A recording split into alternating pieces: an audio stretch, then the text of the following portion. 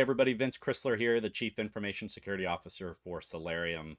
One of the quick questions we always get from folks is really how complex is Data Breach Defender to set up? Like you can't really be as easy as you guys are saying it is. Well, it is.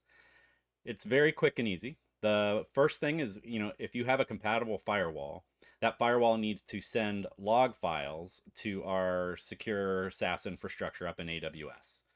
That configuration is taken care of in your firewall natively. You don't need any third-party software or hardware. We don't need to install anything or change anything on your network. We just need to configure your firewall to send us logs, and we can process those and parse them for you. The second step is, as we find threats, you want to be able to block those. That's a matter of configuring your block list. It's a remote block list functionality. Some firewalls even have APIs that we can write to for blocking, but it's that easy. If you are experienced in deploying Data Breach Defender, you can get it done in 15 to 20 minutes. For new customers, sometimes that takes up to 30 minutes. But people are always impressed and surprised at the truth in advertising here, that it is that quick and easy to get set up.